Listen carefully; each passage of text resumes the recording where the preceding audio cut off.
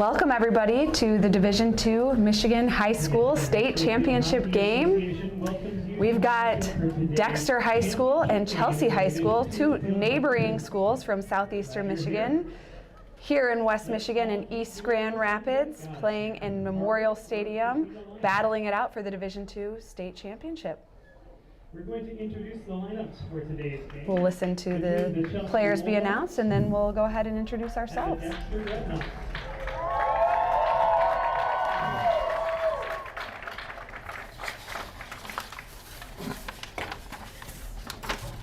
First, let's hear the visiting team, the Dexter Dreadnoughts.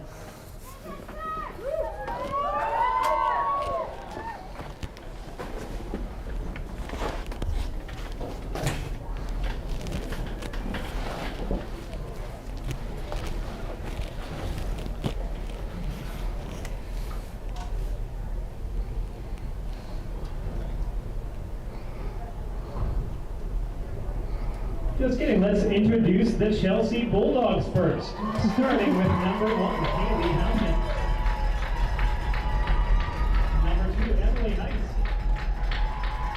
Number 3, Lucia Taylor. Number 4, Cici Bayer. Number 5, Aslan Eckert. Number 6, Landry Cook. Number 7, Brenna Taylor. Number 9, Britta Wenzel. Number 10, Sydney Baldwin. Number 11, Rowan Burkell. Number 14, Lexi Wall. Number 16, Caitlin Eckert. Number 18, Lindsay Partika. Number 19, Yipka Kirstens. Number 20, Braden Scheffler. Number 21, Grace Eckhout. Number 23, Slater Booz. Number 29, Maddie McCollum. Number 78, Ava Seaman. And number 86, Libby Timberlake. The Bulldogs are coached by Leslie Fry, assisted by Casey Fry, Corey Block, and Jenny Kemp. And now introducing your Dexter Dreadnoughts. Number 2, Avery Shea. Number 3, Emma Graybell. Number 4, Charlotte Wetzel. Number 5, Aiden Weinman. Number 6, Ella James Ford. Number 7, Sophie Grush. Number 9, Allie St. Amour. Number 11, Addison Zogabe. Number 12, Helen Clare. Number 13, Daphne Grant. Number 14, Olivia Kropchik. Number 15, Lillian Mitchell. Number 16, Vivian Hoffman. Mitch is out. Number 18, Elise Blue. Number 19, Jillian Lamorin. Number 22, Maddie Walsh. Number 23, Kylie Marcinowski. Number 25, Claire Dubuque. Number 26, Kendra Conklin. Number 88, Audrey Owen Smith. Number 99, Ella Walsh. The Dreadnoughts are coached by Keely Taylor, Joy Hook, and Amy Binder. Our coaches today are Claire Rush and Zane Alquist. Well, welcome again, everybody, to the Division II Michigan High School State Championship between Dexter High School and Chelsea High School, two neighboring schools, big rivals. This is a rematch of last year's state championship, the 2023 Division II State Championship. Dexter came out on top last year. Really exciting game. This game's being played here at East Grand Rapids High School in West Michigan, about 2 hours, just under 2 hours from where both these teams are located. I'm Kelsey Thompson-Chun. I'm Tom Weinfurther. Tom is an official here in the Michigan High School Field Hockey League. Yes, I've been officiating for 40 years and also a USA official. That's right, and a former coach too. I am a Pioneer High School field hockey grad I graduated in 2010, played under current coach and new state champion Jane Nixon as of this morning. And then I went on to play at Northwestern University for 5 years under Coach Tracy Fuchs, who, like I said, little shout out earlier today, I said just won the Big Ten championship, at least a share of it yesterday at U of M's field, at Ocker Field. I'm back here as the head coach of East Grand Rapids High School now, right here. This is my home team, my home field. We play over at Maney Field just across the street, but they wanted to have the state finals in the big stadium. So we've got a beautiful day, a little bit cloudy, but blue skies, probably about 50 degrees. Perfect weather for field hockey in late October. You can see Reed's Lake there across the street. It's about 5 miles circumference around. Beautiful day with the fall foliage. Really excited to have our host the first ever Field Hockey State Championship in West Michigan. Chelsea starts off with control, going right down into Dexter's circle, less than 1 minute into the game. But it gets knocked away by a Dexter defender, and it's a long hit for Chelsea. A long hit comes on when defense deflects the ball over the end line. We were saying earlier today on our first broadcast for the Division I game that the long hit used to be played on the sideline, and that wasn't really advantageous to the players. I played both high school and college with that rule, and it wasn't, it looked like a shoe just came off there. And she plays on without her shoe. That's pretty impressive. Hats off to that Dexter defender, lost her shoe there. That's Aiden. Number 5, actually. That's, No. yeah, Wrong. Aiden Wine. Yep. I thought Aiden, yeah, I guess that's Aiden. I thought Aiden had darker hair. Oh, mistake there at the top of the circle. But the Dexter defense looked like they control it, but They got out of Chelsea it. almost got it back. Dexter gets it back and outlets it at the top. A little bit of a mishit with that outlet, so Chelsea's able to capitalize on that and turn it over, bring it back into Dexter's circle, but loses possession. So when I say outlet, we're talking about the defensive team, the team who has it in their defensive end. Right now, that's Dexter. We have another outlet happening right now. It's when they get to take the ball to their defensive 16-yard line, right where she has it. The other team must be at least 5 yards away, all their players. And an outlet's really important because it's their opportunity to start to generate their team's attack, to not only get it out of your defensive end, but you want to start to generate your attack, usually up the sideline.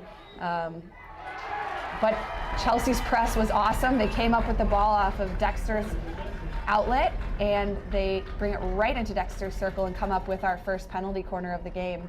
I do believe that corner was caused by an obstruction from Dexter's defense. She blocked the opponent from getting to the ball. You can never block anyone from playing the ball with your body or your stick. So you can see Dexter's got their goalkeeper plus 4 field players, 4 defensive players in the goal. Chelsea can have as many players as they want on their attacking circle there. The ball has to come outside the circle before they can shoot it, but obviously the ball must be inside the circle. It'd be touched inside the circle in order to be a goal. Oh, nice. It looks like that was not a goal. The fans are cheering like it was, but I believe the ref had already whistled before the ball went into the goal. I do believe the ref called that dangerous. It looks like she called that lifted ball dangerous coming into the circle. And that's a big interpretation out here on the field. Some might not like the call, some might do like the call. But Chelsea doing a great job putting that initial pressure on Dexter. As I mentioned, I'm a Pioneer High School grad. They just won the Division I state championship at the 11 o'clock game today here in East Grand Rapids. And we've got 2 Pioneer alums on the field, both of our officials, Claire Brush, who is on that east side of the field, and Zane Almquist, who's on the southwest side of the field closest to us. Zane was in my class at Pioneer. We were teammates together all 4 years, and then Claire Brush was a few years behind me, both great umpires. Obviously, they're going to bring the best of the best for the state championship game. both of them still live on the east side of the state, so they came all the way over, just like the teams, to umpire this game today. And the umpire called a 16-yard hit, which is shown by when she extends her arms, which was the offense put it over the end line. As we said earlier today in the first game, the aerials, that lifted ball, that really high lifted ball that you just saw, the aerials are just so ubiquitous now. We see them all over at the high school level. And really they used to be pretty rare when I played in high school, and were really more of a specialty skill, and now I see them, I mean, I've seen them multiple times in both these games already, and it just, the level of field hockey has grown since I was playing in Michigan high school. Oh, field Dexter hockey. finally gets it out, trying to generate an attack. And that there's the importance of the outlet we talked about, right? Dexter was patient. They took their time with the outlet there on their defensive end at their defensive 16. They possessed it. They got to go into their attacking 50 and to generate some attack. Chelsea comes up with it and is back into Dexter's defensive 50, but It was a very nice shave tackle by Mitch on Dexter's. And they call a shave tackle when you reach from behind and slide your stick along the ground and pick it up with your reverse. so as we mentioned, these two teams really close together. They're Chelsea and Dexter are nearby each other, both just outside the Ann Arbor area in Michigan, and therefore big rivals. They, I know they met last year in the state championship game. I think the games are always pretty exciting games. I was talking to the Dexter coach before this game, Keely Tamer, and she said they've already played 3 times this season. This is their 4th meeting. The first was a 2-2 tie, then 5-2 in Dexter's favor, and then 2-0 in Dexter's favor. But really what we're seeing in these first 7.5 minutes is, I would say right now Chelsea is dominating most of the play. Yes, they are very excited and working together well as a team at the moment. Dexter is yet to put themselves together as a group. It's nice defense there by Mitch. Oh, that was, I don't know about that. Well, that was unfortunate. Something should have been done. That was too flagrant Yeah. on 2 sides. So what happened there is, wow, that's Chelsea who comes up with the card. Interesting. So Chelsea just got carded, so there'll be a player down for, I think it was a green card. So for the next. I do, yeah, that should be a green card. Unfortunately, that came from a non-call from an abusive stick by Dexter. Yeah, we were down here in Dexter's defensive end at about the 30-yard line. Dexter was working it out of their defensive end, and there was a little bit of a rough tackle. The ref called it in Dexter's favor, but right after that whistle, a Dexter player kind of, it looked like from up here, swung her stick pretty aggressively at the Chelsea player. But there was no call for that. So, but that happens, you know, the umpires are human. They don't see absolutely everything. They do their best, and we wouldn't have a game without them.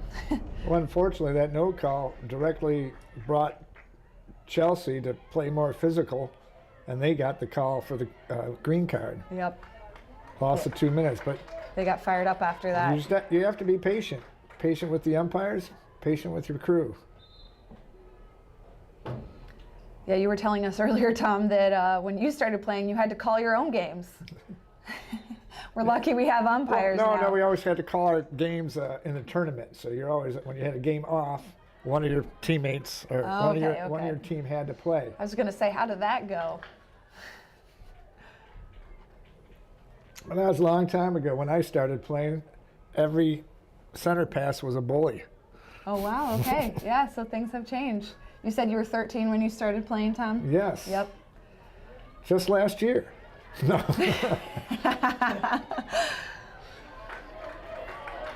For those that are wondering, Tom was the coach of the Green Hills High School team based out of Ann Arbor when I was a player at Pioneer. So he's a few years older than I am, at least.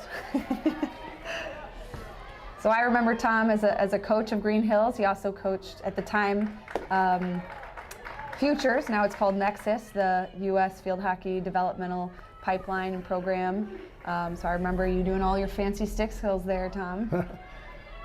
Well, when I grew up, after I turned 18, I started doing a whole bunch of summer camps out in the East Coast and around here. Did that for 23 years. So it's fair to say you bring a bit of experience to this broadcast, Tom, as a umpire, as a coach, and as a player. So you've got the trifecta. It's been very exciting. There's no sport like it in the world. That's It's right. hard to play well and fun to do. What led for me is we did a lot of traveling. Toronto, Kitchener, Montreal, Ottawa, Bermuda, every year. Bermuda. And one of my first memories of tournaments, the JFK, Kennedy International Tournament in Washington, D.C., right along the reflecting Oh, pools. wow. Fields were grass, and they were horrible. Now our high school players here in Michigan almost exclusively play on field turf, and it is so much of a faster game. The other thing that has just picked up the pace of play so much since I was in high school, I believe I was the last class to play without the self-start rule. So as you see when there's a free hit, right, when their ref blows their whistle and one team gets to stop the ball and kind of take their time, it used to be when I played in high school that you had to make that a pass. You could not dribble that or take that yourself. If you mishit it, you couldn't touch it again. It only went a foot, a couple inches, you couldn't touch it again. When I went to college the next year, that rule changed for me. That was the first year college instituted it, that self-start rule it's called, and it has just greatly picked up the pace of It play. has opened up the game, led to more scoring, more Yep. chances on attack. It's a lot of fun. It's wonderful. a Aaron lot of Scher, old hockey player, is one of the main people that brought that into the FIH. Well, good on you, Aaron, because I love it this way. And Dexter on the doorstep with their really first true scoring opportunity here. Goes off of Chelsea off the baseline, so that's a long hit for Dexter. They take it up to the 25-yard line where then the ball has to travel 5 yards either by dribbling or passing to somebody 5 yards or more outside the circle before that ball can enter the circle. And Tom, you talked about this earlier today, but can you just remind our viewers why that rule exists in terms of safety? Well, it used to be people loaded the circle with 20 people, so they were just drilling the ball into the circle, hoping for a tip or a deflection for a corner or a goal. But it was getting very dangerous.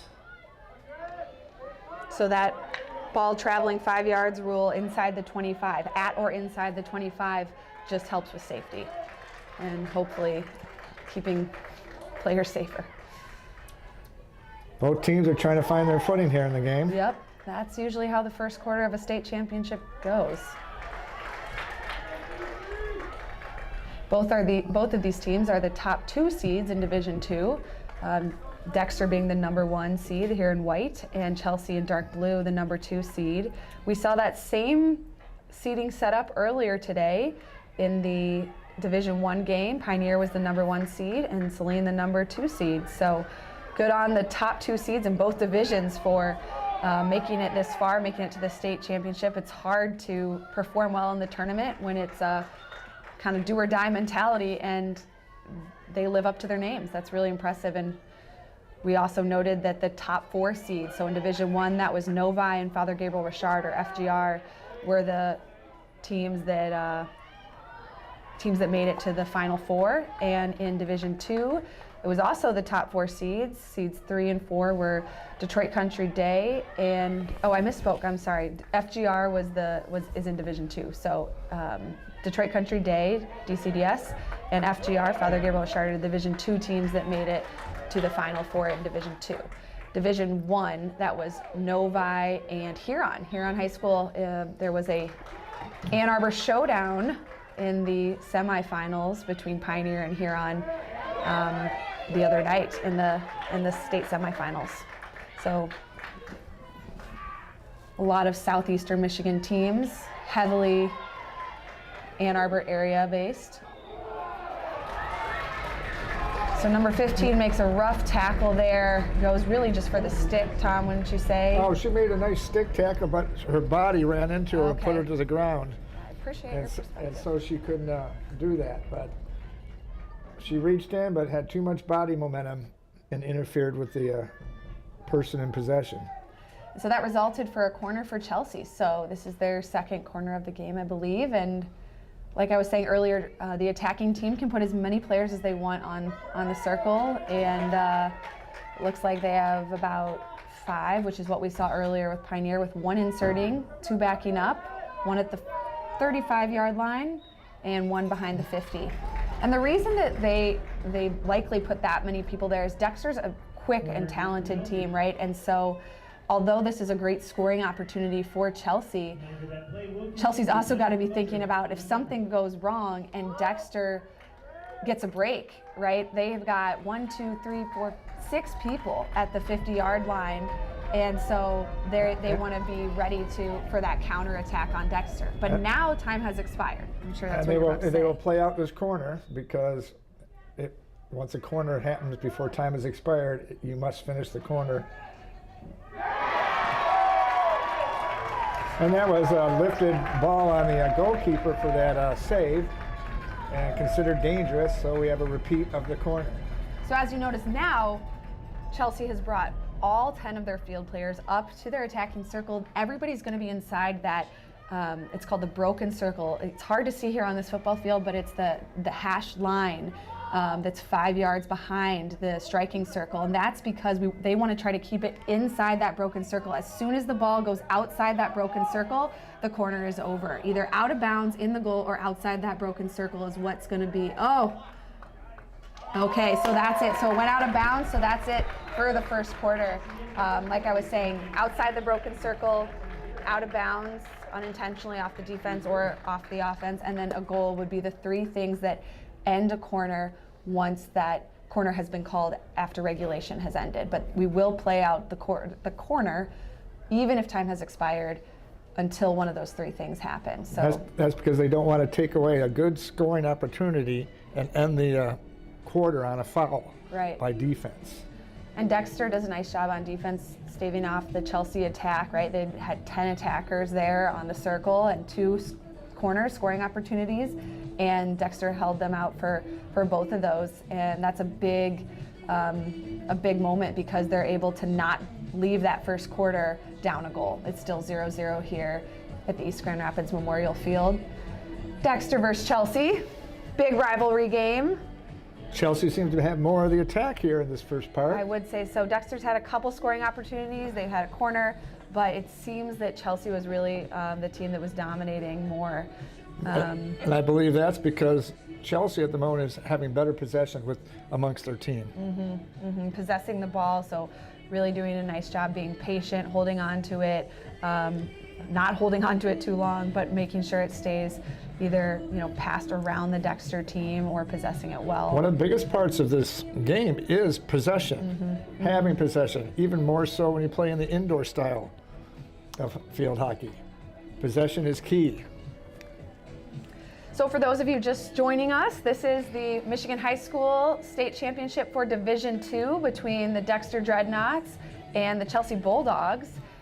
Both Ann Arbor area teams, big rivals. This game broadcast is brought to you by the Michigan State chapter of USA Field Hockey. So thank you to USA Field Hockey for allowing all those people who didn't, maybe fans, grandparents, friends, parents, friends, coaches back at Chelsea, in Dexter, wherever you are across the country, who can tune into this game in Grand Rapids, maybe people back on the east side of the state who didn't make that just about 2-hour drive to Grand Rapids to watch the game in person. But the game has grown so much here in Michigan. Like I said, I am a former Michigan high school field hockey player, and the growth I've seen in the last almost 15 years since I played is phenomenal. And a huge part of that is because of the Michigan State chapter of USA Field Hockey, but specifically the Michigan chapter and what they've done to support the growth of the game.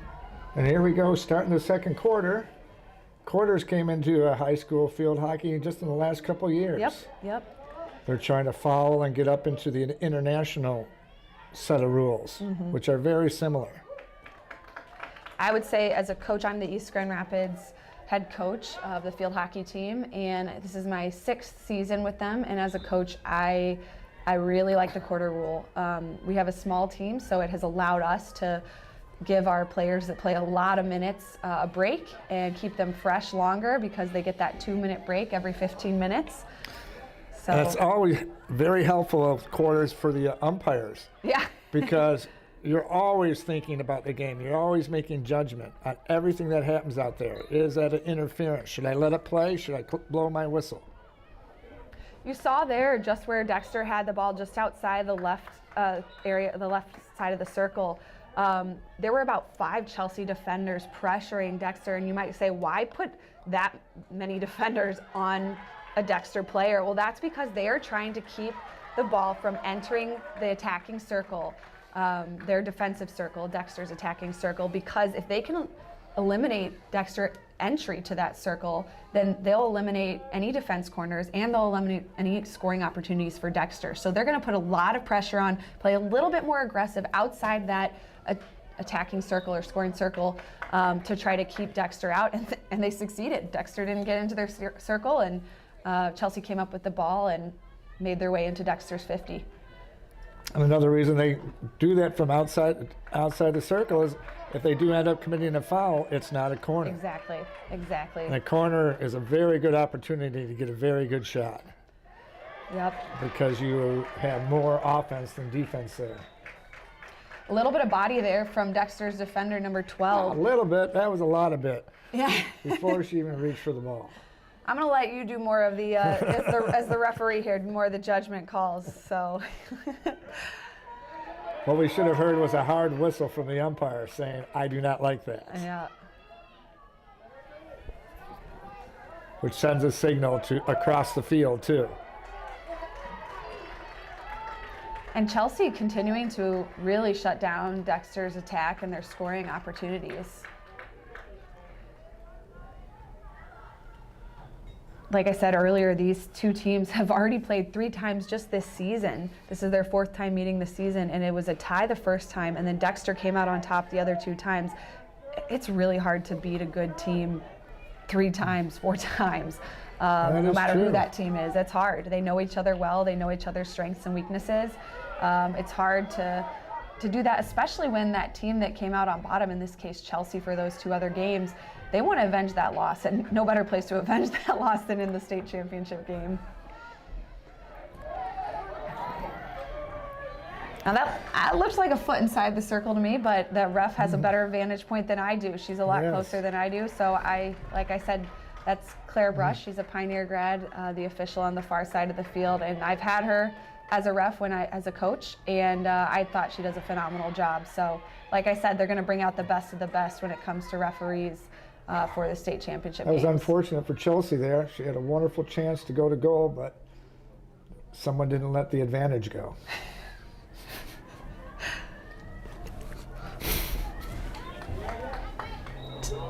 Oh, there's your hard whistle. There's your hard whistle that you were talking about, Tom. And again, Tom mentioned this earlier, but the different lengths of the whistles and how hard they blow the whistle, that kind of gives a signal to players. It does give a signal to players like, that's okay or this is not okay, whether it's just a normal foul or, hey, I don't like what you just did, and this is kind of a warning before I go to a card.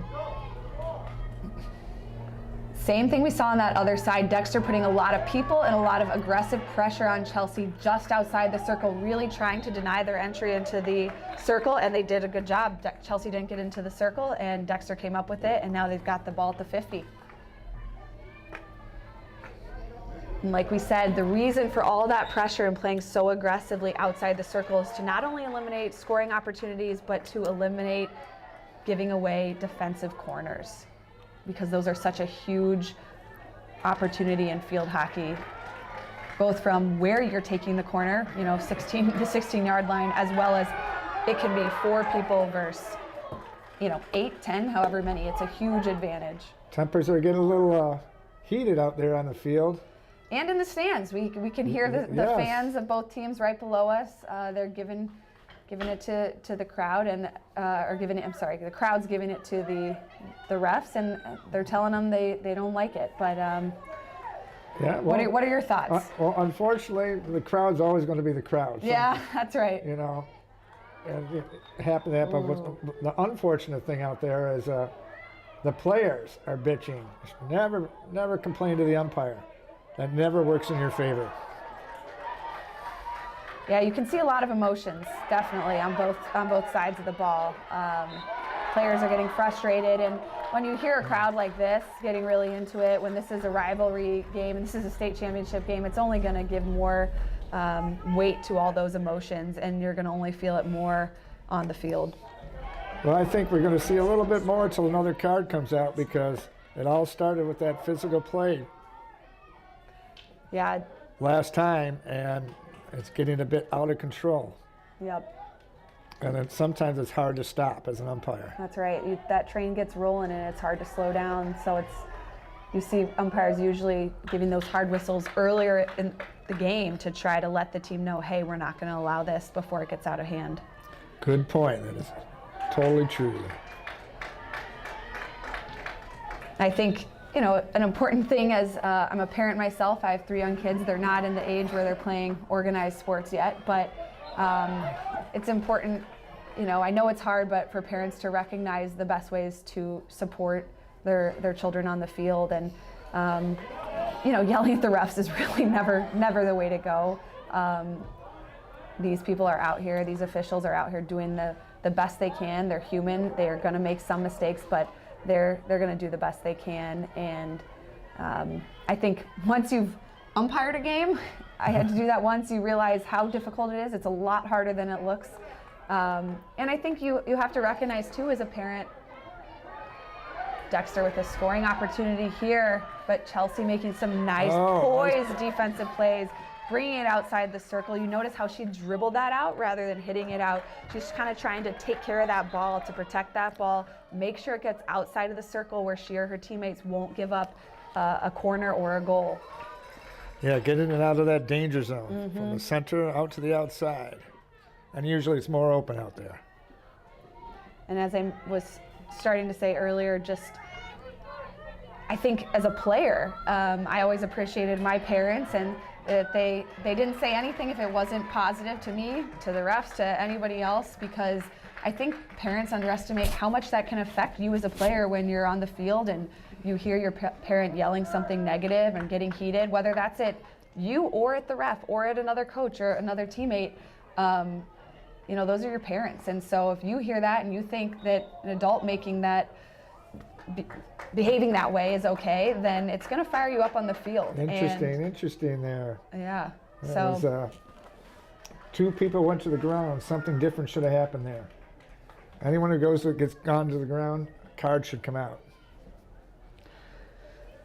But the ball ends up in Dexter's hands, and they've got the outlet that we discussed earlier. They're working it to the right. The right is, you want it, that's typically where you want the ball as a field hockey player when you have the ball, because the right is your strong side. And the reason for that is we only have right-handed sticks in field hockey. I've had people come and say, hey, my daughter's a lefty, can we get a left-handed stick? And the answer is no, and that's not because we don't like you, and that's because they only make right-handed sticks. If you want to play lefty, which I have seen a couple at the high school or college level, just a couple in the last probably 15 years play that way, they have to use a right-handed stick, but they hold it basically backwards. And when they do that, it's weird to umpire, because it's weird to play against. You're so used to everything being structured this side, that side. Yeah, it's really, you really have to scout a team when they have a player like that, because when you go up against them, you're not ready for it, since 99% plus of the players hold their stick in their right hand. You know that their left foot is going to be more exposed.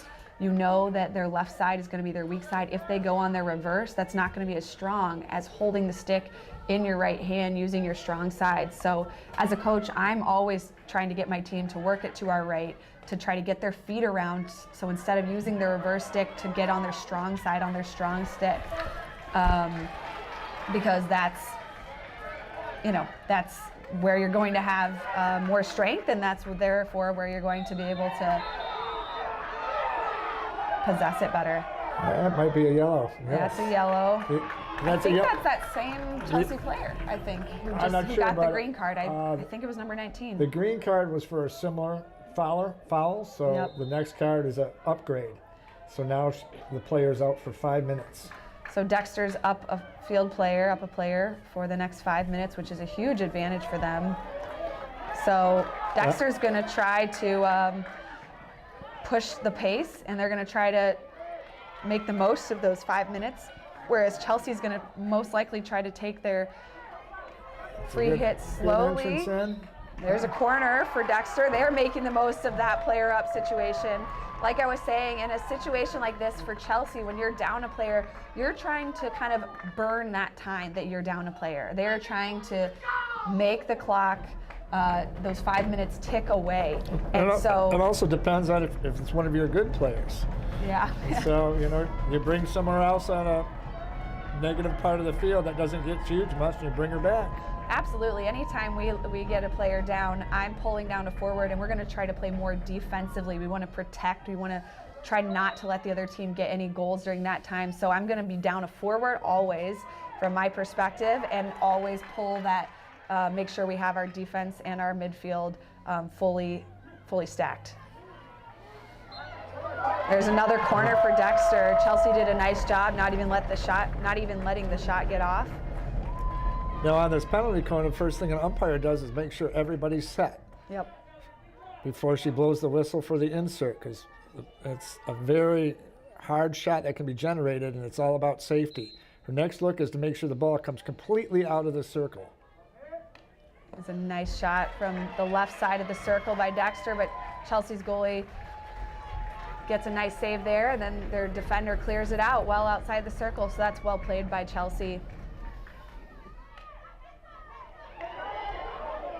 Another good pickup by Chelsea that didn't even get to the goalie's pads there, so well played. They're getting it, Chelsea's getting it to their right, their strong side, as I mentioned, which is where you want it. Because every ball that comes from here has to go through their front stick side, which That's is their right. strength. And then they're on the flip side of that, Tom, it's going to be Dexter's weak side on their non-strong side. And that's harder to defend. It's much harder to defend on the left side of the field than on the right. Couple feet there she's got it. So like I was saying, that 5 minute penalty, Dexter's going to kind of push the pace of play. They're going to try to capitalize on that full 5 minutes, get as many scoring opportunities as they can while they're a player up, whereas Chelsea's probably going to protect the center. They're going to pull back. They've got all their defense and midfield complement in. They're probably down a forward. They're going to try to take their time on free hits. They're going to try to burn that time away while we're waiting for number 19 on Chelsea to come back into the game. Now, I didn't see the exact second that 5 minute penalty yellow card was given, but if it happened under the 5 minute mark, that will carry on into the next quarter. So let's say it was called at 4 minutes and 30 seconds, then for the first 30 seconds of the next quarter, she will also be out. Chelsea's having a little problem getting out of their defense and up the field. Harder to do when you're down a player. Yeah. Well, what we used to do, always aim for the corner flags, put it out of bounds on the near the end line at the corner. On the sideline. Take time off the field. Exactly. And it traps them deep back there, not going over the end line. We call that icing it. It's a hockey term, right? It's just trying to get it out and not necessarily get it in your forward's hands, but just hit it down the side of the field as hard as you can. And you aim for the corner flag because it puts them way back. Because otherwise, it's comes up to a 16. Exactly. Gives them 3 yards. Right. You don't want to give them those free 16 yards. So if you can get it out on the 1 yard line on the sideline, that is the ideal situation. And then they've got to work it 99 yards. Buys you some time. And then your forwards can do a high press and keep them against the sideline, and then not very many places to go. And just that time it takes to have the ball go those 99 yards down and then 99 yards back, that burns time off the clock when you're down a player. So that's off of Chelsea, so we're going to go with 27 seconds left. Dexter's going to outlet it. Like I said, they're going to be really looking for this outlet to generate their attack, see if they can get something in the last 20 seconds of the game, maybe a corner down at the other end. Chelsea comes up with it on their press. Looked like it may have hit a Dexter foot, but it's Dexter's ball again. She was signaling for third-party obstruction. Okay. which is when a third party comes between you and the ball. Yep. So that's half. The score is still 0-0. Dexter Dreadnoughts versus the Chelsea Bulldogs. This is a tight game going back and forth. As we were starting, we've talked a lot about the outlet, but on the flip side of the outlet, I just want to finish mentioning is the press, right? And you mentioned it there. You were talking about when, you can have your forwards start a high press if that ball goes off the sideline at the 99-yard line. And we saw it earlier in the Division I game, and we just saw it there at the end. Chelsea's press came up with the ball, and they looked to get that scoring opportunity. So the point of the press isn't just to defend against the other team's outlet or when the other team has a 16-yard hit coming out, but a press, or basically the defensive setup, the press that is the defensive setup against the other team's 16-yard hit, the team who has the ball, is to try to block it, to come up with the ball, and to generate some counterattack. It limits their options on what they can do, where they can go. And as they do the press, they set up everything coming across their front stick further stronger. Exactly. If a team can't outlet, it's going to be really hard, not only for them to score, but if a team is in your 25-yard line the whole time, the 25-yard line the whole time, they're just going to have more chances, more scoring opportunities, and that's likely the team that's going to end up winning, because if you can't outlet and the other team is just beating back at you. And a missed pass there, because as you're trying to outlet, everybody's above the ball. Exactly. And not many people are with you. So if you make a bad pass there, it's coming right back at you. Exactly. With a number of them, because they got that exhaust press the going. Defense, yes. Right? Because if you're just trying to outlet and then it comes back at you, and outlet, it comes back at you, I mean, there's only so much you can take, right, before it beats down. So I said this in the earlier game, but the press and the outlet, for sure at the college level, and I'm sure for these schools and some of these, schools that are very high quality field hockey is being played, I'm sure press and outlet is most of what they're talking about, how they're scouting the other team. I mean, in college, like I said, I played for Northwestern, and every week you're scouting the other team, you're looking at their press, you're looking at their outlet, you're adjusting your press for their outlet, you're adjusting your outlet for their press. And I mean, that's really, you're practicing that all week, because really that is where the game is won, is in the pressing and outletting. Yeah, and as you're talking about the press, what is, as you say press, what you're really doing is putting a lot of pressure on the person with the ball. And she's got to make a decision. Where do I want to put this? All right, I don't have anybody cutting or moving for me. And then she gets mad at them. Yeah. And if she makes a mistake, she ends up following a little harder to stop him. It can cause a corner or other things. Right. And so one thing is it's the pressure. You pressure the ball, but don't commit. Right. Because committing will get you beat.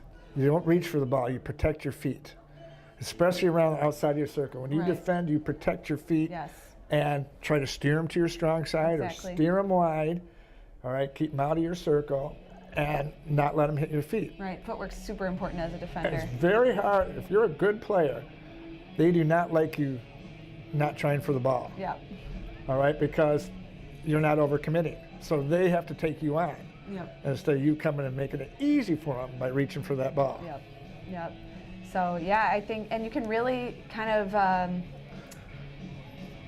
for lack of a better word, kind of try to coerce the other team's outlet into where you're looking to get the ball, right? If you want the ball to go to your right as the pressing team, right? Your forwards might have their left forward really high and aggressively cutting off the center to try to keep it to your right. Maybe they have a weak right back, so maybe then you're going to force it to their left. Exactly. That's what I was just going to say. You start learning the other team. Exactly. And you know who's weaker on the ball and who's stronger on the ball. You try to put the ball on the weaker people's hands. Yep. And you try to keep the ball away from the stronger people's hands. So manipulate is probably the word I was looking for earlier, but you're using your press to really try to manipulate the other team's outlet to get the ball in the hands of who you want it and where you want it. So to say you press hard on your left side because it's your weak side and make them come up your strong side. Yep.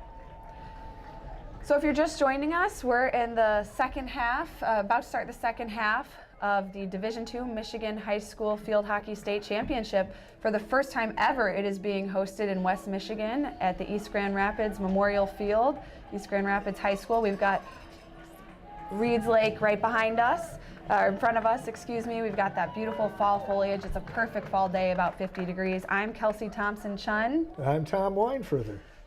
And between the two of us, we've got umpiring experience with Tom and playing and coaching experience for both of us.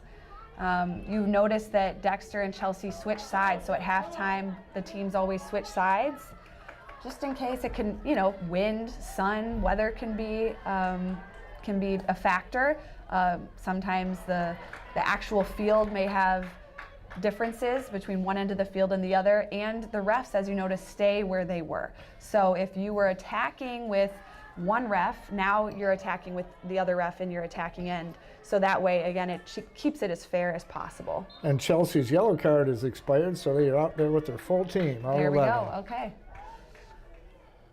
So we spent a lot of time talking about that outlet and press. You see Dexter outletting right now at their 16-yard line, and Chelsea with their press set up. Chelsea's in blue, Dexter's in white with the maroon skirts.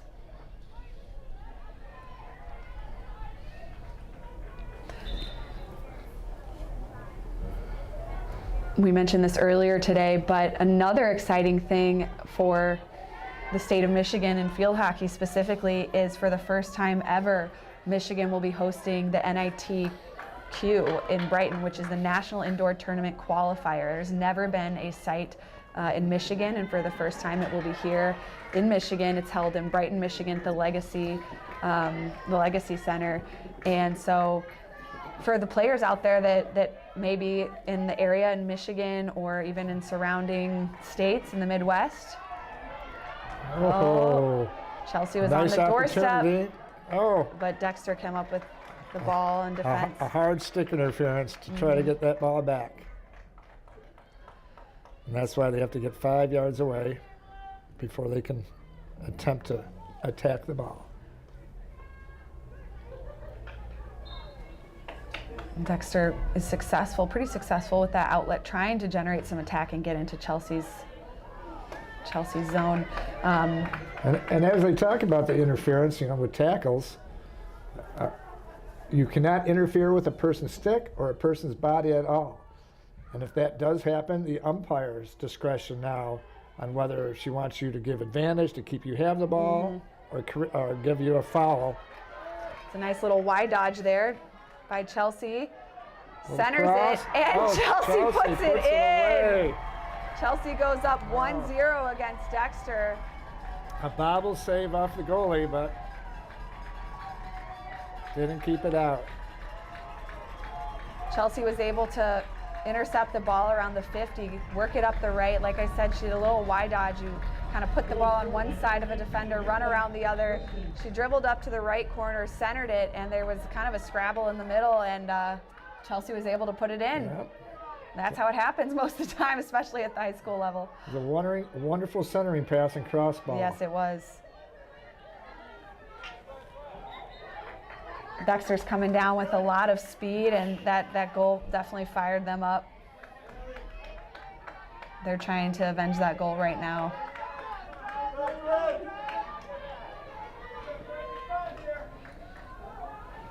This is called midfield transfer, or switching the fields. You see the Dexter's defense have pushed up all the way over the 50. They had the ball near their right sideline, and they sent it back to their defense, who were at the 40-yard line, and worked it to the left side. The point of doing that is to really get it to space. So if it's on the right sideline, that's probably where most of Chelsea's defenders are going to be. In fact, if I drew a line up the middle of the field, dividing the field in half lengthwise, right now there's only one Chelsea player on the opposite side of the field. 9 of their other field players are on this side. So that's where Dexter recognizes that they're trying to get it to the opposite side of the field, in this case the left, to find that space where the Chelsea defenders are not, to then attack the circle from a different vantage point where there's more space. That is true, and you want to do a transfer fast. Yes. So you can beat the people running over to try to fill those spaces. Exactly. The ball does travel faster than a player can run for the most part. So if you can do a quick 2-pass transfer and you get it over there quickly, the other team's most likely not going to have a chance to catch up with you as they shift right. Dexter does a nice job centering it there, but nobody's there to capitalize. But they're definitely hungry. They're coming to avenge that goal. Chelsea wins it back below the 50, working it up, but nobody's. Here we go. Oh, okay. It got through. It got through. Oh. There's going to be a questionable call there.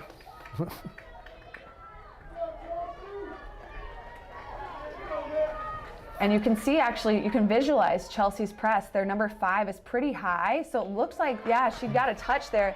It looks like, if I were just analyzing it from this perspective, it looks like Chelsea's trying to keep it to the right side of the field because they've got that left forward cutting it off, trying to keep it from going to Dexter's strong side, trying to keep it to their own, to Chelsea's right side, keeping it to their strong side, so that they can keep it there and keep it on their strong side and work it in the circle from that vantage point.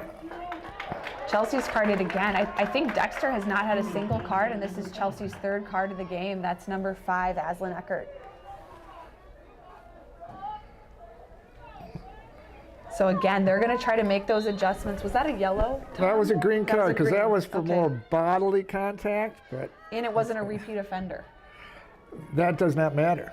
Well, if it's the same card, same person, doesn't matter? If it's the same type of foul, Right, that's what I meant. Is- I'm sorry. Like body for the player, that Yeah. same player got a green. If in a few minutes when she's back on, if then she bodies again, it would be upgraded to a yellow, yeah. correct? Yeah. But if somebody else bodies, it's Correct. a yellow. Okay, so it's Yeah, the it- repeat foul, not the repeat player. Correct. I'm learning things every day with you, Tom. Every minute. I mean, a player can get 2 different green cards for 2 different things. Yes. That makes sense. But yeah, the same player. But I don't think. Well, I did realize that if body So- is being called, so- they're going to give green one time to the team, and then after that, regardless of the player, it's going to be a yellow for body. There are times where they might skip a green if it's the first body is maybe really egregious or really aggressive. Yes. It might go right to a yellow. Yes, like if you bring somebody to the ground really hard, that should be a yellow. A nice save there by the Dexter And goalie. bringing somebody to the Audrey ground Smith. means you ran into them and knocked them off their feet.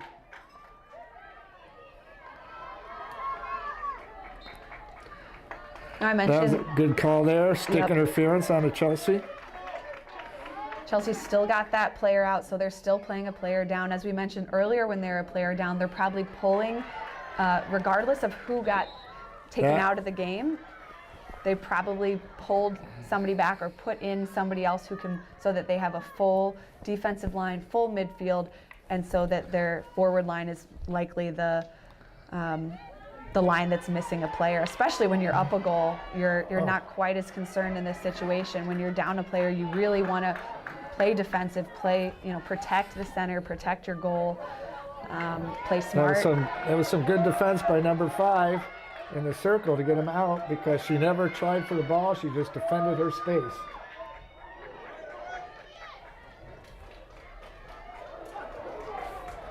Number 5, Aslan Eckert on Dexter. I think that's Aiden.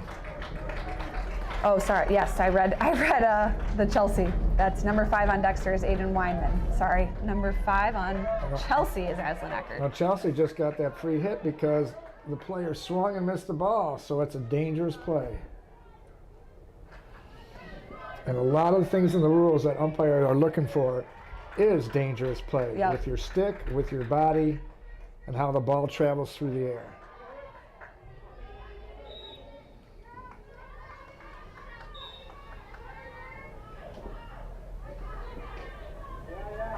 Again, we see Dexter transferring it to their left side because, again, if you draw that line down the center of the field, you see that 9 or all 10 of Chelsea's field players are on this side of the field, are on that their left side, Dexter's right side. So Dexter was trying to do a midfield transfer to get it to where there's space.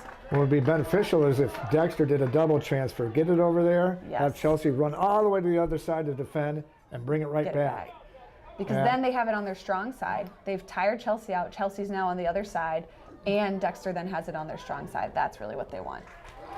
And if you watch some indoor field hockey, They'll transfer the ball up to 6, 8, 10 times before they try to attack, just to get the offense to move out of spaces. I'm glad you brought us back to indoor field hockey because I started to mention earlier that the NITQ, the National Indoor Tournament regional qualifier for the first time is being held in Michigan. It's at the Brighton Legacy Center. It's in December. I think it's like the weekend before Christmas. And so it's a great opportunity for any local teams, any Michigan teams say, hey, all we need are like 7 to 9 people from our high school team or some friends, maybe a few different high school teams make up one and they decide to register and they can register for the NITQ and they get to have fun playing in a nice competitive setting. But also, we talked about this earlier today, Tom, but it really, the speed of play, playing on those hard courts, not being able to hit, not being able to lift up the ball, the speed of play, it just really forces that hand-eye coordination and the speed of your hands and your stick skills it forces you to get so much faster. Yes, you get so better, much faster. more deceptive. Yes. When teams are even, the one who deceives the most on where they're going and what they're doing. So it's a great opportunity to not only keep playing field hockey in the off season and in Michigan when it's obviously snowing outside to continue playing, but to get better, to get faster so that when you go back to your outdoor team next fall, you've built those skills, you've increased your speed of play. And also, there's a lot of shots on goal. Yeah. Now we just got a penalty corner there because the player was inside of 5 yards for the free hit and tried to play defense. And it turned into a penalty corner because that's inside the 25-yard line. The 25-yard line is a better opportunity for offense, so the more you foul or intentionally foul is what they call that. Playing inside of 5 yards is an intentional foul penalty corner from inside the 25. Yep. So Chelsea's got the scoring opportunity here.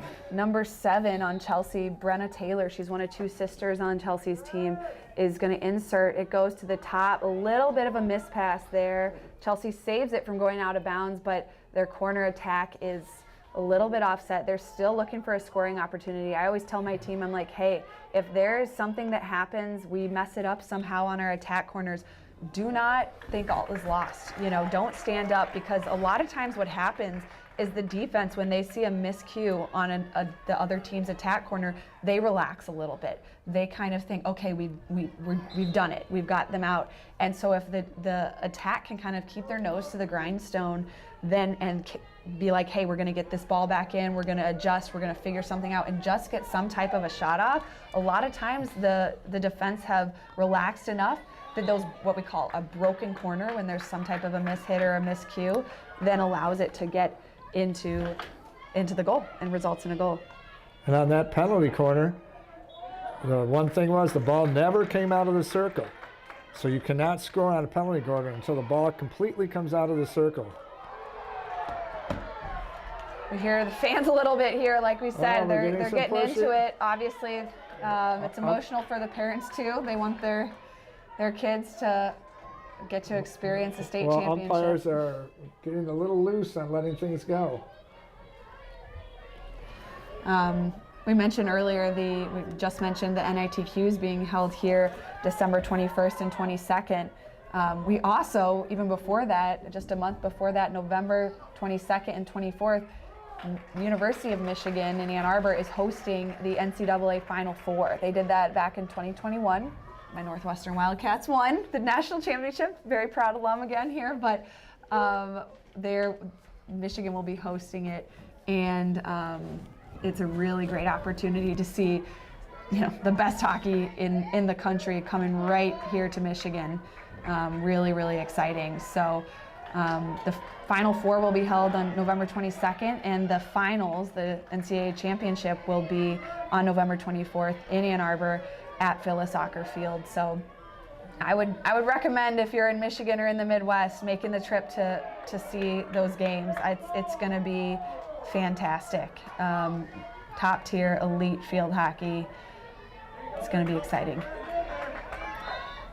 Again, we see those fouls happening outside the circle, and that is due to that aggressive play. Those fouls, you're okay making those fouls outside the circle because it is not as serious as giving up the foot foul inside the circle when you would give away a corner. Oh, some people were not happy with that call. As you see, as the umpires move up and down the field, they work together. Each umpire has a specific part of the field that they control, mainly their circle and their half of the field, which is split by a diagonal line. You share the center, and the ball that heads toward the official, that official, the ball coming toward, has more of a say because she has a better view to see that what's happening instead of looking from behind. No call there. Dexter hit it, but it touched off a Chelsea defender and then lifted up really high like that into the circle, but no call. And with positioning, the hardest place for an umpire to call is on the other side of the goalkeeper in the circle, That makes sense. because a lot of people get into that circle and you can't see through people. Right. And the one umpire is higher. She's higher down the field, and the other is on the opposite side of the circle. So I imagine kind of the area where they are or just were is probably the hardest area to. Yeah, for and the if the umpires ball's to in call. deep against the end line, the trail umpire should be a lot farther in. But it takes practice and experience on when to run up the field because you don't want to be following behind the ball. So that's the end of the third quarter. We've got one more quarter left, one more 15-minute period. Chelsea is up 1 to Dexter 0. Really exciting game here at East Grand Rapids Memorial Stadium. Chelsea's up 1-0. As I mentioned, the other meetings between these teams this season have resulted in a tie and 2 wins on Dexter's end. So Chelsea is looking to get one really where it matters most. So we've talked about all the growth in the state of Michigan around the sport of field hockey. If you're looking to add a youth program, or maybe you're looking to add a high school team to your school or in your district, right? Just somehow looking to continue to grow and build that sport of field hockey in your area or somewhere USA Field Hockey can help to make that happen. So as part of USA Field Hockey, they have great resources to offer starter clinics, learn to coach, and even how to umpire, right, Tom? Yes, We need umpires. That's right. We have a special startup discount package that can help new high school teams get started. So you can reach out to USA Field Hockey at Michigan, the whole word spelled out, MICHIGAN, at usafieldhockey.com. Again, that's Michigan at usafieldhockey.com. And they have all sorts of things that can help you get field hockey started or continue growing it in your area or at your high school or middle school, elementary school, whatever. Yeah, and I think a common misconception, and Tom, you can certainly speak to this, is that field hockey is only for girls, right? We have girls field hockey, as a high school sport. That is a big misconception. Field hockey is the second most played sport in the world. That's right. That's right. I always tell people that, and they're shocked to hear that, but it is. Just only people see women play in America.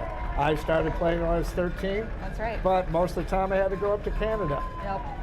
We had a group of people, started from scouting, really, our field hockey group. Our assistant coach here at East Grand Rapids, Gideon Sanders, he grew up in Pennsylvania, and he played on the girls team there. He was the only boy, and he's played field hockey his whole life. I've driven many, many miles, like I said. I bet you have. Toronto 6 times a year to play, and ours were tournaments. We had club teams for guys. There were no schools for guys to play in. Right. And so, like you mentioned, we see at the high school level and the college level here in the U.S., we see field hockey being played at organized sports for women and for young women and girls. But at the Olympic level, there's men's field hockey, there's women's field hockey at the Olympic level, but there is also men's field hockey. Oldest team Olympic sport. Yep. In the United States, the USFHL has men's. What was that? In the United States, the USFHL, there we go, a lot of letters there. The USFHL has men's field hockey. And I believe we have a men's national team. Yes, we do. Yep. They're still struggling because, well, our base isn't very big. It's not a huge developmental program for men. There are lots of bows thrown there, elbows thrown. Yep, Oh. it's getting a bit chippy out there. Yep. You're going to see that. We've got less than 15 minutes left, and Oh, it started in the first quarter. It's a one-point game. They started in the first quarter. Oh so- yeah, like I said, these teams know each other well. They're rivals. They're probably friends off the field, but you know, I played for Pioneer when the Pioneer-Huron rivalry was in its heyday, and we were all friends off the field. We knew each other well. Our parents were friends. We practiced together at Futures, but man, when we played each other, these were not your friends. There's no friends on a battlefield. No. But Nope. your friends afterward, shaking hands That's right. and That's laughing right. about things Good that happen. sportsmanship is always the priority. And one thing about playing a game, I always told my kids I was coaching, and what I was told me, you learn your opponent and you learn your umpires. Yes. Each umpire calls things differently. They do. We talk about that a lot It's here. a great. You just learn how they call them. And what umpires want to do is make sure they're consistent throughout the game. Yeah. No matter how they call it. You may not agree with it, but once they're consistent, you know how they're going to call it. Exactly. Yeah, here in West Michigan, you know, we see obviously a lot of the same opponents and a lot of the same referees, and so that is something we teach our players is to learn how, you know, you see the same four or Got five hit. refs, so Got hit in the thumb. got to learn how they umpire the game and respect that and you know, figure it out and use it. Well, So that was called for a dangerous hit, even though it hit her hand on the stick, but it was bouncing and high, according to the umpire. Now, if a ball hits a player's hand while it's on her stick, it's not a foul. It's considered part of your stick. So Dexter's press there was successful. You saw Chelsea outletting it on their left side, their weak side. They tried to come up with it. They got that first pass, but then Dexter had a lot of numbers here on their right side, Dexter's right side, their strong side. You could tell by the way they had that left high forward. They were trying to keep it here. By the numbers they had here, they were trying to keep Chelsea on Chelsea's weak side and on Dexter's strong side to come up with the ball, and that's exactly what they did. It got to about the 25-yard line, went out of bounds. It was Dexter's ball on the sideline because you better believe that with 11 minutes and 27 seconds left, Dexter is trying to go into that circle. Centers the ball, gets some opportunities, but Chelsea does a nice job, number 19, bringing it out. And she brought the ball over the 50, but lost possession.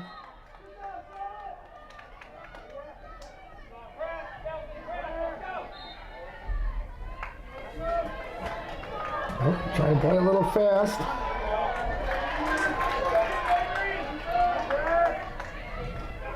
Nice job getting that stick there to protect her feet and get possession by number 4 on Chelsea, Cece Bayer. She rushed that. She had the person beat. No reason to make that pass. You got the lead, control the possession. Get the ball to the other end. Touched it out there. Dexter touched it out there, so it's Chelsea ball. Saw number 2 here on Dexter with a nice little brush reception there to keep the flow of play going. Avery Shiab. Number 15 on Dexter, Mitch. You see her. She's controlling that ball really well. Lillian Mitchell, I believe she is a junior, and she is committed to play at the University of Michigan. Getting pretty frustrated there because there's no call. But you got to play to the whistle. That's the number one thing I always tell my team. You got to play to the whistle. Good point. Don't think there's a foul. Umpires might miss it. That's right. They get blocked. And I've seen both in high school and in college, when you stand up and expect that call, you can really. That was just a mental breakdown there. She had a free hit just outside the circle, but she went straight in the circle without. She moving knows the that ball rule. 5 She just got yards. excited. Yeah. Who wouldn't? That's right. She thought this was her moment. So you see Dexter again, they started on their left. They transferred it through their defense. They worked it to their right, to their strong side. Almost lost possession, but a really nice play here by Aiden Weinman, number 5 on Dexter. Gets the ball. Good pickup there. Good tackle. You can see Dexter's throwing those hard tackles. They're playing really aggressive, and with 9 minutes left in the game, down by a goal, that's how you got to play. To me, that should have been a card. Terrible attempt at positioning for a tackle. And hit her leg before the ball.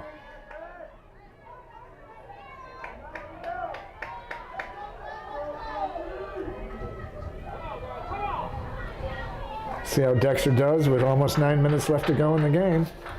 Yep, like I said, on their left again, their weak side, transferring it through their defense to their strong side yet again. Almost goes out of bounds, but number 11 on Dexter just comes in, Addison Zogabe. Then we're looking at a midfield transfer back to the left. Again, you see that switching the sides back and forth. That's, again, to try to not only move the Chelsea defense, but also tire them out to try to get the ball where there's space for Dexter. They're looking to get possession where Chelsea is not, to feel good, okay, this is where we want to start our attack. If they don't feel good about that, they might go back to their defense. They might transfer it back to the other side. They're looking where they have the opportunity. They're trying to be patient, but they also are a goal down with 7 minutes and 50 seconds to go. They're trying to get those opportunities. A little bit of body there.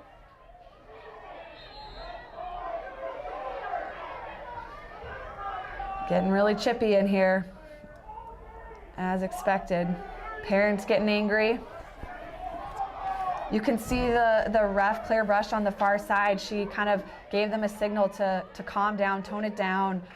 She's recognizing both teams. There's a lot of physical contact, a lot of body, and she's letting them know, hey, that's not okay. I'm sure she gave them some type of warning, like if it continues, there will be cards for both teams. Well, one thing that has been different is the cards are not equal to either team. Both teams are doing it. It's unfortunate. We haven't seen a card awarded to Dexter yet, but there have been 3 given to Chelsea. So yeah, I do see that what you're saying. Dexter calls the timeout there with 7 minutes and 8 seconds left to play in the game. Obviously, when you're down a goal with this late in the game, that's the call. Get your team settled, make adjustments to your lineup if necessary. You're going to want to try to put that really attacking, aggressive lineup on there that's going to give you the best chance at a scoring opportunity. You're going to probably drop some plays. You can see Dexter's coach talking it out there with them. They have the ball at their 16 right now, so they're going to be talking about what they want to do with this outlet right here, how they're going to break Chelsea's press, get the ball down to the other side of the field, what their corner play is going to be once they get a corner. They're talking all those things through. And they're not in too big of a rush. There's a lot of time, and they're only 1 goal down. But boy, so I can tell you. So generate, keep possession, minimize your mistakes. That's right. Be smart, right? Don't be rushed, don't be frantic, be poised, be smart. You want to use those scoring opportunities wisely. You don't want to force them, you want to use them wisely, but I can tell you you know this as a player. When you're a player and there's 7 minutes left in the state championship game, you're down a goal, that doesn't feel like a lot of time. As a coach, you can try to reassure your team that's a lot of time, and it is. You know, both teams could score 2 goals in the next 7 minutes. It's a lot of time. Oh, yes. But it doesn't feel like it when you're the team that's down. And even when you're the team that's up and you feel like, hey, I just need to hold on for 7 more minutes till a state championship, that's kind of scary. So, you know, the coaches of Chelsea, Leslie Fry, Corey Block, Casey Fry, all related. Corey and Casey are sisters. Leslie's their mom. Oh man! You better believe that, you know, I'm sure they're saying things to calm Chelsea down, to remind them, hey, we don't need to play scared. We're in the lead here. Just play calm, and you know what you don't want to do is go out there and play scared and just be fearful of Dexter scoring a goal. You want to play confident. You want to play sure of yourself, and like you said, maintain that possession. Chelsea should be trying to get the ball down into the corners and just maintain possession, possess it there, make Dexter kind of try to hit it out of bounds. But Chelsea's definitely trying to keep the ball here, and Dexter is definitely going to be working to get the ball into the other end. Dexter's going to be, I mean, this is what we practice at practice, right? Especially for playoffs. Game management right here. So with just over 5 minutes left, you're losing by 1. You're playing quickly. You're taking free hits quickly. You are playing poised, but you are playing urgent. You are trying to put pressure on the ball, and if you're Chelsea, you're up by 1 with 5 minutes left. You're doing what she just did. She's just playing with the ball right there. See, that was a dangerous move. Should have transferred it around the back. Yeah, you're trying to keep possession as the team that's in the lead. You're trying to take your free hits a little more slowly. You're trying to burn that clock down because And she was under heavy pressure there Yes. and gave the ball away. Instead, move it to somebody who makes a decision who's not under heavy pressure. Yep. Oh, a great, Nice opportunity there. yeah, a great shot by Dexter. She had her back to the goal and she kind of tried to send in a blind goal on her reverse stick from about the 5-yard line, but it was just wide of the goal. Dexter's really put on the pressure. You can see here their press though is kind of a little bit flat. Doesn't look like they're totally trying to force it to Chelsea's left. But they come up with it. Their press is successful, and like I said, that's exactly what you want. Your press is going to give you scoring We should opportunities. bring in more weight into it. Looks like that foul occurred just outside the circle, so she has to go 5 before she can enter the circle, which she did. And, well, you're right, actually. She went about 4 yards. You can tell from that broken circle line because the foul was just about a yard. She went back to the broken circle, so she went about 4.5 yards, then hit it in. But she, that's why that was not a corner call, is because that foul happened just outside the circle, which is a great place for that Chelsea defender to make that foul. That's what you want as a coach. Yeah. That's what I'm always telling my players. Tackle outside the circle, play more aggressive outside the circle. Now, what would you have called there, Tom? That didn't look like a no call. No, it looked like a back stick and something, and she's on the ground at the feet of the player with the ball. Dangerous, at the least. Especially the way this game's going. So we've talked a fair amount about umpires here with just under 4 minutes left. Like, tell us a little bit about like how you became an umpire or how you can become an umpire if people are interested. There is a shortage nationwide of umpires for, like, I think all sports, and we really need more umpires in There's a field lot hockey. of there's a lot of access online. You just have to go look for, your local chapter. Yep. And contact them. Start reading the rules. I started umpiring because we always had to bring an umpire with us, or your team always had to provide an umpire at whatever tournaments you went to. Chelsea just And got I was carded always there. taught to read the book and learn the rules because it makes you a better player, and you know what the umpires are looking for. But yes, if Fourth card of the game given to Chelsea. Fourth card of the game. Wow, no call there. That's okay. There we go. someone's going to be mad. Someone's going to be mad. So Chelsea just had their fourth card of the game, number 21. It looks like for Chelsea, sitting on the chair. Still no cards yet given to Dexter. 2 players just hit pretty hard. Number 16 had to come out of the game right there on Dexter. It's going to be Dexter's ball. There's 3 minutes and 14 seconds left. When something like that happens, the ref stops the clock. It looks like it's maybe going to be Looks like a bully. It's a bully. Looks like it. Yep. You can talk a little bit about that. These are pretty rare in field hockey, but we had one earlier today in the Division I state championship. Bully, she's got to set it up better. Come on, Zane. That's Claire. There over we there. go. Now That's that's Claire. good. No, Zane's coming over. Oh. But now they're in the right place. Your stick starts on the ground to the right. You tap each other's stick once.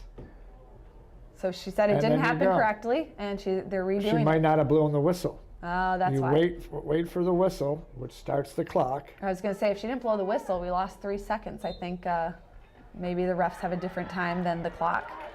The official time is always keeping with the umpires on the field and at the table. Sometimes at the table, Yeah. because we don't have. Oh. So Chelsea coming down there pretty quick with another scoring opportunity, but it hits a Chelsea attacker's foot, so it's coming out. A Dexter defender goes down in her wake. Number 15, Lillian Mitchell, Mitch. But she's up on her feet. You better believe she's not going to come out of this game with less than 3 minutes left. No, she just went down on her own. I think just slipped and did not like the feel of that. Dexter doesn't quite get that outlet, and they press, Chelsea's press coming up with it there. You can see here, this is what I'm talking about. Chelsea clearly in no rush with this free hit, sending it back slowly and then taking their time with that free hit. Now they're just working on possession here. They've just lucky on that transferred one. it to their left. Yeah, I got lucky there. Now they're just working on possession because they've got 2 minutes and 8 seconds left. So they are definitely just trying to maintain possession, keep it out of Dexter's hands, keep it in their attacking area. Don't force it. Don't force That's the right. turnover. Yeah, best thing to do here is just play around with it until she gets a better option.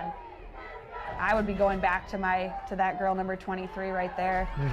Yeah, Swinging it because to the they right. just forced an easy turnover. Exactly. Bring 'cause it you can back see and around. Dexter's numbers, right? They've got 7, 8 players right here. If I were Chelsea, I wouldn't be going up my weak side, my left side into Dexter's numbers. I'd be going back, swinging it around. Keep a simple possession. Yep, working it to my right, my strong side, where Dexter's numbers aren't. I mean, Mitch's coming down there, firing. She centers it. We have 2 Dexter players play it, which causes the third-party obstruction. So here you see Chelsea's walking to set it up, which is totally within their right to do.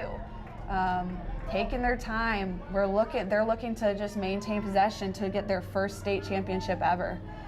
But again, I see them going down their weak side into Dexter's numbers.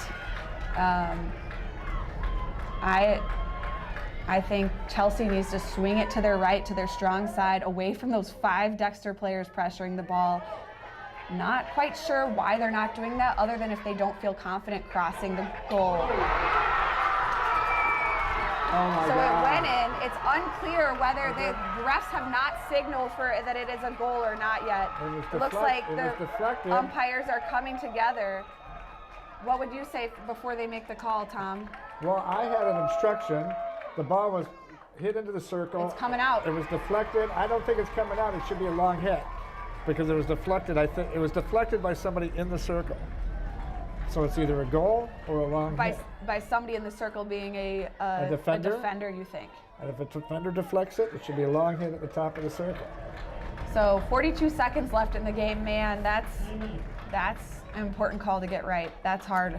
Yeah, because that was definitely deflected in the circle. And to be honest, from our vantage point way up here at the top of the stands, I'm not 100% sure who deflected that. It did look like it was redirected. I don't know. It's hard to say. I don't want to take a guess at it if I'm not I was sure. unsure because this post was in my way. Yes, yeah, we've got, we're looking out through windows up here, so we can't see quite clearly.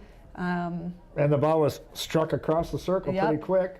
I mean, Dexter 2 did players what are next to each they other. were supposed to do, to get that ball in. I think Chelsea called the timeout here, unless it was an umpire timeout to try to get it right. No, there's no video review. There's no reason Yeah. umpires should do it. Yeah, at the college level now they have video review, and that would have definitely been the time to call for it. Yeah, that's a if good you're time Dexter. now because they're under pressure. Get them to calm down. Yep. You Yep, know, that's quit a good, going left. good call. You Yes, know? quit going left, quit going into Dexter's numbers. I used to tell my players, was told, it's like riding a bicycle. Going right is like going downhill, and going left is like going uphill. Yeah, that's a good analogy. I'm gonna Both start need to using be that. done, but one's easier. Both are unavoidable at some point in the game. Correct. Yeah. Oh, Low okay. angles. Well, a great moment. Number Yeah. 9 on Dexter. Allie Allie. St. Amour comes up Yeah. with it, makes a reverse stick shot. In that case, again, I don't know her as a player. I'm not sure if I would be doing that. But there's 13 seconds left in the game. Oh, and they're the wrong line. Dexter is rushing to Oh. get that ball. They are giving that Wait, ball now to the- Chelsea. now they're letting the time run out? Uh-oh.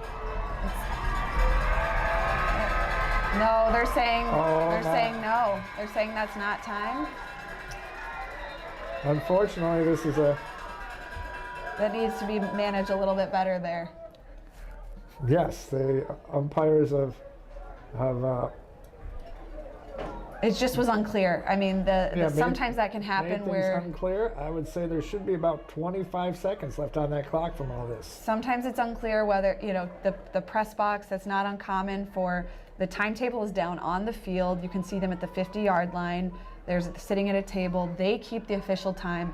The refs also have time usually, but they're waiting for the people in the press box who are up a level above us to put the correct time back on the clock. And while that's not the official time, it's really important because the players obviously and the coaches go off of that, and it's how they know, how to play their game management. right? So you can Yeah, see but- right here. There was a lot of time wasted when they came together to discuss if it was a goal or not. They didn't stop the clock. Yeah, that. Yeah. So Chelsea wins their first state championship ever. Really, really exciting moment for Leslie Fry, Corey Block, and for Casey Fry. Casey Fry. Yes, really wonderful And, for them. and Corey Block, the coach, is a Michigan State alumni. That's right. So I played with Corey Block. Looks like there's some tears over on the other side. I'm watching Corey, Casey, and Leslie. I've known them. I mean, Leslie and her wife, Roxy Block, they started the Washtenaw Whippets, which was when I played, they were the team that had Celine and Dexter and Chelsea and FGR. So many of the teams that were in the Final Four for both divisions were birthed out of the Washtenaw Whippets, which were started by those two women, those two pioneers in the sport, for lack of a better word. And you know, Leslie probably has the most coaching experience of anybody still coaching in the state. And this is her first state championship ever, so really, really cool moment for them. They've given so much Very back nice. to the state. They've given so much back to the growth, to the state and to the growth of the sport of field hockey in Michigan. So really cool moment for them to get this championship It win. was good teamwork by both teams. They all Yeah. played a hard game. Like I said, that it's, you know, Dexter came out on top for 2 of the 3 meetings of this team this season. The first was a tie, then Dexter won 2. It's hard to beat a team a 3rd time in a row. It's hard to beat a team 4 times. I mean, Yeah. that's really hard to do. So Dexter played hard, and they played all the way to the bitter end, and you know, And with less than a minute left. And at tournament time, you never know what's going You to happen. never know. Tournament time is always crazy. There's always a bounce of the ball. That's right. You know, That's bit right. of slip on the turf. You Yeah. know, you never know what can affect the play. Yeah, so really exciting moment here for the Fry Block family, the coaching staff of Chelsea, to get their first. As I was speaking of Corey state going title. to Michigan State, I went to Michigan State, and I used to practice, because I was playing for the U.S. program at the time. I used to practice with the Michigan State field hockey team. Yeah. That was back in 1980. So I started to say, when you mentioned Corey, right, she went to Michigan State. She's 2 years older than I am, and so I played against her in high school at the Whippets when I was at Pioneer. But then when she was at Michigan State, I was at Northwestern for 2 of those years. So we overlap both in high school and college, competitors in both high school and college, played obviously the Big Ten against each other several times. And then Casey I played in high school because she's, I think, a year or 2 younger than I am.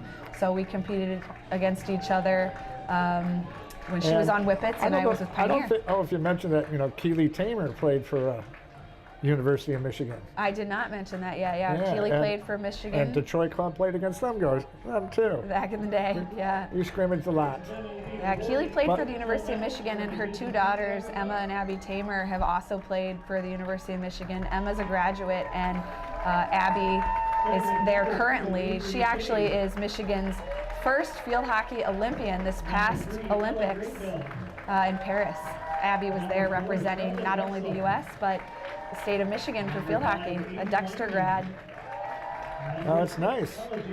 And their father used to play professional ice hockey. Yep. Here we're seeing our state runner-up, Dexter High School, get their medals. I believe their dad played at ice hockey at Michigan as well. Yes. Yeah. Yeah. That's where they met. So they are a Yeah. Michigan family through and through. Number 18, Elise Blue. Number 19, Jillian Mandarin. Really well played here today by both teams, by all 4 teams that were in their respective division state championships. Just really hard-fought battles representing state of Michigan field hockey well. On a beautiful sunny day. Couldn't ask for better weather. That's right. I mean, for all my seasons here at Michigan hockey, which would be what, 30 some, this has been the best weather all season long. I would agree with you. Never got my feet wet. Never rained on me. Keely, who is the head coach of of Dexter is also the new director of Pinnacle Field Hockey Club. She's one of the head coaches and the director. That ownership just transitioned this summer. Was formerly under the director guise of Nancy Cox, the former University of Michigan head coach. And now we hear Chelsea get their medals and their trophy.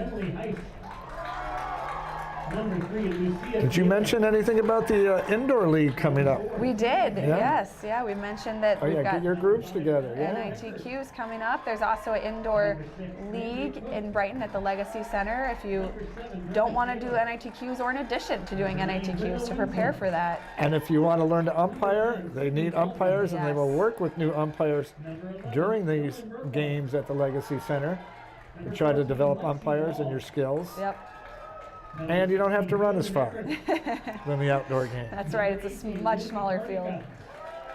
Court. But it is fast. It is fast. Just more back and forth. It's a shorter distance. Number 21, Grace Eckert.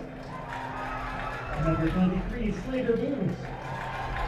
I don't know how many times they played, but interestingly, the D2 state champions, Chelsea, beat the D1 state champions, Pioneer, earlier this year. Yes. I believe it was 2-1. I know was- they beat them by I 1 was goal. on that game. Were you ref Yeah. that game? Yes. Okay. And I'll have to look up if they had any more meetings. I would imagine they did. Big moment here for Chelsea Field Hockey, getting that trophy. Awesome. Well, that was a very exciting game for the finals. Really exciting game. Doesn't disappoint. This level of field hockey did not disappoint.